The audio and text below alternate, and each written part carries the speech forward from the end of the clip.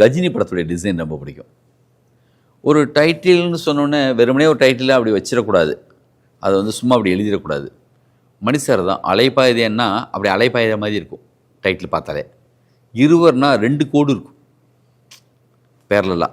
அதில் ஒரு டிசைனுங்கிறது, ஒரு டைட்டிலுங்கிறது ஒரு படத்துக்கு வந்து என்னென்னா ஒரு ஓப்பனிங் வர வைக்கிறதுக்கு. ரோஜான்னு பிளைனாக அவர் டைட்டில் வைக்கலை. சும்மா கேட்கும்போது அது பொண்ணுடைய பேருப்பா, ஹீரோயின் பேர் ரோஜா, அதுதான் வச்சுருக்கான்னு தோணும். காஷ்மீரில் ரோஜா அதான் ஃபேமஸ்ஸு. ரோஜாவில் முள் இருக்க மாதிரி டெரரிசம் அங்கே இருக்குது. இவ்வளவு காரணத்தோடு தான் ஒரு டைட்டில் யோசிக்கிறாங்க. ஒரு ரைட்டர் வந்து முள்ளும் மலரும்னு ஒரு டைட்டில் இருக்குது ரஜினி சார் படம். அவன் முள், அந்த பொண்ணு மலர். முள் கூட மலரும். இந்த முள் மாதிரி இருக்கிறவங்க அண்ணன் எப்படி மலர்ந்தான் அப்படிங்கிறது தான் விஷயம்.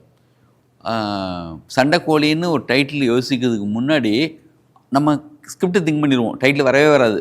ஒரு நாள் நம்மளுக்கு முன்னாடி வந்து படம் பார்க்கும்போது ரோலிங்கில் ஓடும்ல, அந்த மாதிரி ஒரு நாள் ஓடுச்சு எனக்கு சண்டைக்கோழின்னு. ரன்னு பல நாளாக வரவே இல்லை டைட்டில். ரன்னுக்கு யோசிச்சிட்டே இருக்கும். என்னென்னமோ வந்துச்சு. ஒரு டயத்தில் பளிச்சுன்னு அந்த ரன்னுன்னு வந்துச்சு. வந்தோடனே அது வந்து எங்கள் அசிஸ்டண்ட்டு பழனிசாமின்னு சொல்லி, அவர் தான் டைலாக் ரைட்டர். அப்படி வந்து ஓடுற மாதிரி டிசைன் பண்ணி காட்டினார். தப்பன்னு உடனே அப்போவே ஓகே ஆனா டிசைன். அது மாதிரி இந்த அஞ்சான்னு சொன்ன உடனே அந்த டிசைன் ரொம்ப இம்பார்ட்டன்ட். அதுக்கு வந்து அப்படி ஒன்று பண்ணணும்னு சொல்லி முடிவு பண்ணி தான் இந்த மாதிரி பண்ணது.